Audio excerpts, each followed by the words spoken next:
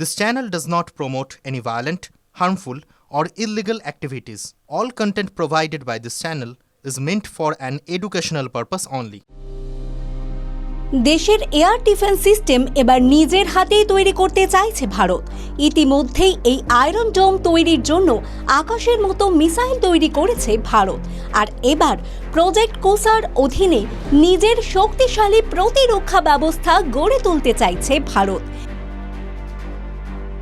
এই প্রকল্পের অধীনে মূল লক্ষ্য হল বিদেশ থেকে এয়ার ডিফেন্স সিস্টেম না কিনে দেশের মধ্যেই দীর্ঘ পাল্লার প্রতিরক্ষা মিসাইল তৈরি করা।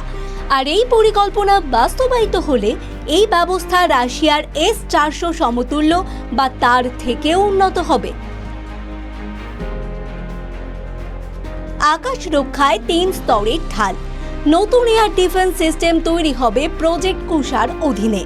আর এর মধ্যে থাকবে 3টে ইন্টারসেপ্টর মিসাইল M1, M2 ও M3।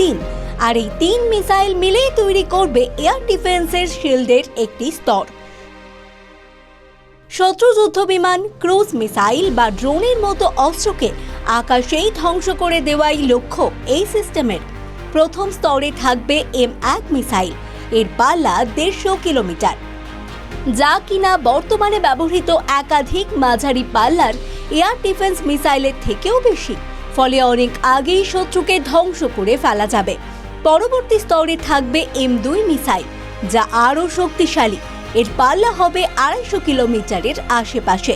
অনেক বেশি উচ্চতায় দ্রুত গতিতে উঠতে থাকা বস্তুকে আঘাত হানতে ভরসা হবে এই মিসাইলই। আর সবচেয়ে উন্নত M3 ইন্টারসেপ্টরের পাল্লা 350 কিলোমিটার। তবে আগামীতে এর পাল্লা যাতে বৃদ্ধি পেয়ে 400 কিলোমিটার হতে পারে সেই কাজ চলছে।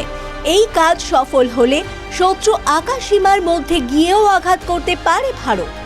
M3 এর প্রথম পরীক্ষা হতে পারে 2028 সালের মধ্যে।